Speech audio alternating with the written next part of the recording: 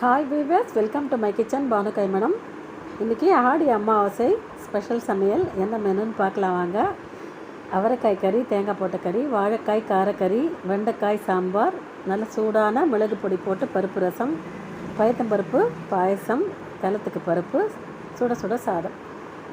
இது எப்படி பண்ணுறதுன்னு இப்போ பார்க்கலாம் வாங்க. இப்போ தான் என்னோடய சேனலை ஃபஸ்ட் டைம் பார்க்குறீங்கன்னா பானு கைமணம் சேனலுக்கு லைக் போடுங்க, வீடியோவை ஷேர் பண்ணுங்கள், மறக்காமல் நம்ம சேனலுக்கு சப்ஸ்கிரைப் பண்ணி சப்போர்ட் பண்ணுங்கள்.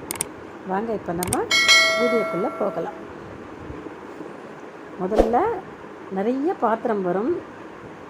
அதிகப்படியான சமையல் சமைக்கும்போது சில பேருக்கு பாத்திரம் அதிகமாக வரும். அந்த மாதிரி வராமல் ரொம்ப ரொம்ப சிம்பிளாக சமைக்கலாம். இந்த மாதிரி ஒரே ஒரு கடாய் மட்டும் பயன்படுத்தி எல்லா பொருட்களையும் இதிலே நான் செஞ்சுருக்கேன். உங்களுக்கு பாத்திரம் நிறைய தேய்க்கிறதுக்கு வராது. இதை நான் எங்கள் அக்கா கிட்ட தான் கற்றுக்கிட்டேன். ரொம்ப சூப்பராக கொஞ்சமான அளவு பாத்திரத்திலே ரொம்ப சுவையாக ரொம்ப பிரமாதமாக சமைப்பாங்க. அவங்கக்கிட்டேருந்து கற்றுக்கிட்டது தான் இது. நீங்களும் இந்த மாதிரி ஒரே ஒரு பாத்திரத்தை பயன்படுத்துனீங்க அப்படின்னா சமையல் வேலை சுலபமாக ஆகிடும். அரை மணி நேரத்தில் எவ்வளோ பெரிய மெனுவாக இருந்தாலும் நம்ம ரொம்ப சுலபமாக குயிக்காக செஞ்சிடலாம். இப்போ ஒரு இண்டாலியம் கடாய் வச்சுருக்கேன்.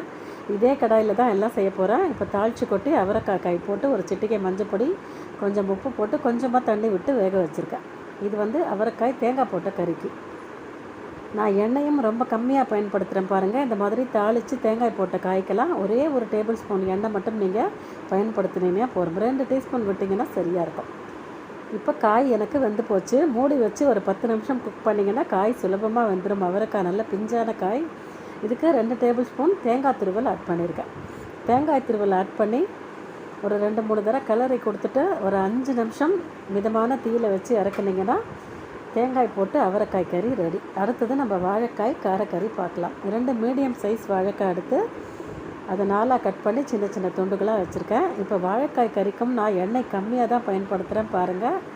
3 டேபிள் ஸ்பூன் எண்ணெய் விட்டுருக்கேன். இவ்வளவு தான் நான் கடாயில் எண்ணெய் சேர்த்துருக்கேன். அதே கடாயை வாஷ் பண்ணி திருப்பி அடுப்பில் வச்சுருக்கேன். இந்த மாதிரி ஒரே பாத்திரம் பயன்படுத்தி நிறைய ஐட்டம் நீங்கள் சமைக்கலாம். உங்களுக்கு பாத்திரம் தேய்க்கிறதுக்கு அதிகமாக வராது. கண்டிப்பாக இந்த மெத்தடை நீங்கள் செஞ்சு பாருங்கள். கடுகு, உளுத்தம்பருப்பு தாளித்து கொட்டியிருக்கேன். வாழைக்காய் கறிக்கு 2 ஆறுக்கு கருவேப்பிலை போட்டிருக்கேன். உளுத்தம்பருப்பு செவந்த பிறகு வாழைக்காய் 2 மீடியமான சைஸ் வாழைக்காயை நான் கட் பண்ணி தண்ணியில் போட்டு வச்சுருக்கேன், கருத்து போகாமல் இருக்கிறதுக்காக. இந்த வாழைக்காய் துண்டுகளை இப்போ நம்ம அந்த தாளிப்போட சேர்த்துக்கலாம். உளுத்தம்பருப்பு தாளிப்பில் நல்லா சிவந்து வந்தோன்னா இப்போ நம்ம நறுக்கி தண்ணியில் போட்டு வச்சுருக்கிற வாழைக்காய் துண்டுகளை அதோட சேர்த்துக்கலாம். தண்ணி கொஞ்சம் கூட இல்லாமல் நல்லா புழிஞ்சு போட்டுருங்க. இதுக்கு தண்ணி தெளித்து தான் நம்ம வேக வைக்க போகிறோம். இந்த வாழைக்காய் காய்க்கு நம்ம தண்ணி விடக்கூடாது. இப்போ நான் புழிஞ்சு போட்டேன்.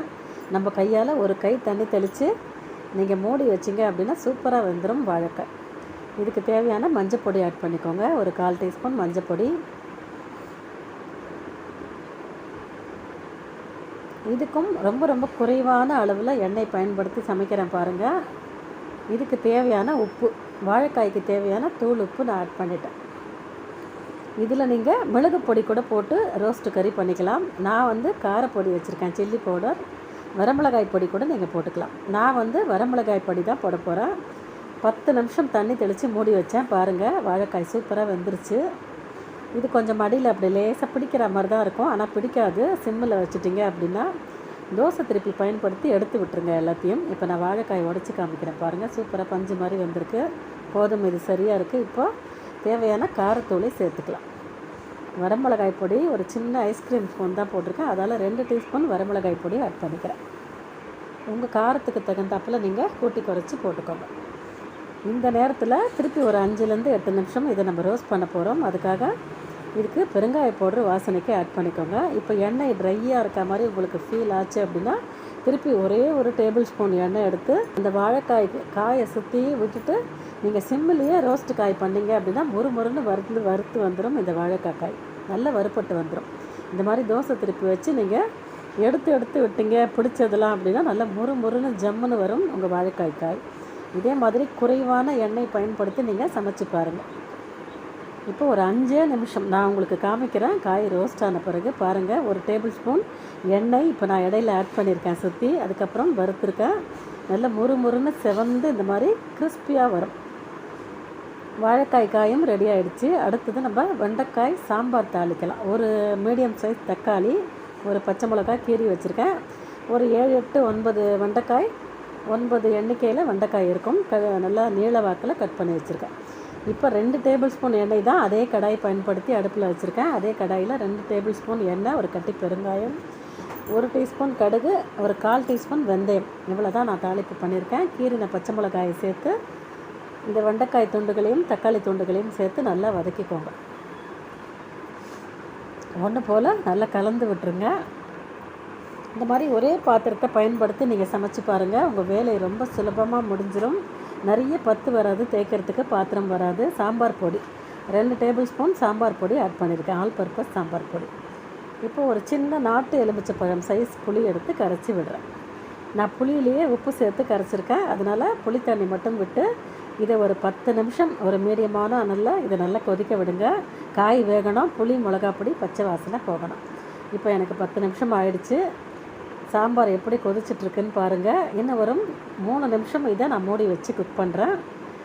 ஒரு 3-4 நிமிஷம் ஆகட்டும். அதுக்கப்புறம் நம்ம வெந்த பருப்பை சேர்த்தோம்னா சாம்பார் ரெடி. அதுக்கு இடையில இப்போ நான் ஒரு தக்காளி எடுத்து மிக்சியில் இந்த மாதிரி பியூரியாக அடித்து கொஞ்சமாக ரசம் பண்ணுறேன். அப்படிங்கிறதுனால ஒரு 2 கொட்டை புளி மட்டும் அப்படியே போட்டிருக்கேன் ரசத்தில். நான் புளி கரைக்க மாட்டேன். 2 கொட்டை புளி எடுத்து அப்படியே ரசத்தில் சேர்த்துருக்கேன். ஒரு சிட்டிகை மஞ்சள் பொடி, ஒரு கட்டி பெருங்காயம், ஒரு 1/4 டீஸ்பூன் சாம்பார் பொடி இந்த ரசத்தோடு சேர்த்து கொதிக்க வச்சுட்ருக்கேன். ரசத்துலேயும் மிளகா பொடி பச்சை வாசனை போகட்டும். அதுக்குள்ளே நம்ம சாம்பாரில் பருப்பை கொட்டி சாம்பாரை நம்ம கரெக்டான அளவு சாம்பார் கொதித்து சரியாக இருந்தது. பருப்பை கொட்டிட்டேன். இப்போ நம்ம சாம்பார் ரெடி. ரசமும் ஒரு 5 நிமிஷம் கொதிக்க வைங்க. ஏன்னா நான் சாம்பார் பொடி ரசத்தில் போட்டிருக்கேன். இப்போ மிளகு சீரகம் உரலில் போட்டு நல்லா பொடி பண்ணி சேர்க்குறேன். இந்த மிளகு சீரக பொடி பச்சையாக தான் சேர்க்குறேன். 1 டீஸ்பூன் மிளகு, 1/2 டீஸ்பூன் சீரகம், இதை சேர்த்து ஒரு 5 நிமிஷம் கொதிக்க விடுங்க ரசத்தை. அதுக்கப்புறம் நம்ம பருப்பு தண்ணி ஆட் பண்ணிக்கலாம். இப்போ நான் சாம்பார் எனக்கு பருப்பு கொட்டி கருவேப்பிலை கொத்தமல்லி, ஃப்ரெஷ்ஷான கருவேப்பிலை கொத்தமல்லி மேலே சேர்க்குறேன். ஒரு 5 நிமிஷம் பருப்பு கொட்டி கொதிச்சுது அப்படின்னா சாம்பார் ரெடி. இது ஒரு 5 நிமிஷம் அப்படியே கொதிக்கட்டும். இப்போ மிளகு சீரகப்பொடி போட்டு நம்ம ரசத்தில் கொதிக்க வச்சிட்ருக்கோம். அதுவும் கொதித்து ரெடியானோன்னா ரசத்துக்கு நம்ம பருப்பு தண்ணி விட்டோம்னா ரசமும் ரெடி.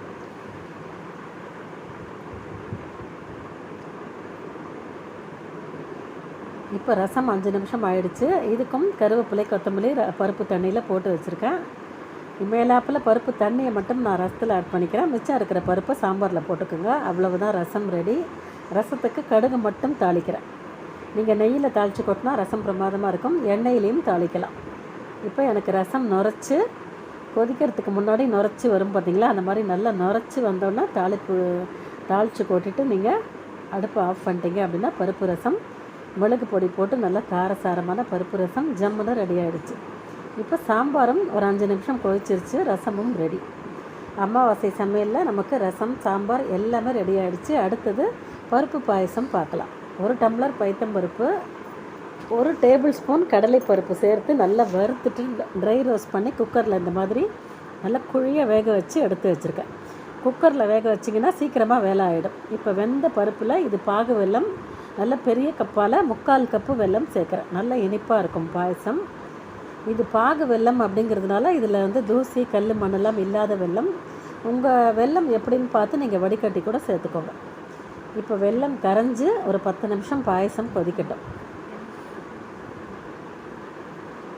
இப்போ எனக்கு வெல்லம் கரைஞ்சிருச்சு. இதுக்கப்புறம் ஒரு 10 நிமிஷம் கொதிச்சா நம்ம பாயசம் ரெடி. பாயசத்துக்கு நெய்யில் தாளித்து கொட்டுங்க. நான் வெறும் முந்திரி பருப்பு மட்டும்தான் நெய்யில் தாளிக்கிறேன். திராட்சை போடணும் அப்படின்னு அவசியம் இல்லை. உங்களுக்கு பிடிக்கும் அப்படின்னா நீங்கள் திராட்சை பழம் கூட ஆட் பண்ணிக்கோங்க. நான் வெறும் முந்திரி பருப்பு மட்டும் 2 பாதியாக உடச்சி ஒரு கை முந்திரி ஆட் பண்ணுறேன். ஒரு கை முந்திரி ஆட் பண்ணி நல்லா பொன்னிறமாக வறுத்து போட்டிங்க அப்படின்னா பாயசம் ரெடி. நல்லா சூப்பரான பருப்பு பாயசம்.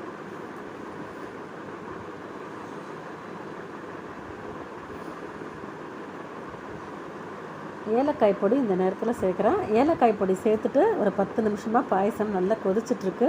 நல்ல பாகு வாசனை வரும் உங்கள் பாயசம். வெல்லம் கரைஞ்சி பாகு வாசனை வரும்போது ஆஃப் பண்ணிவிடுங்க, சரியாக இருக்கும்.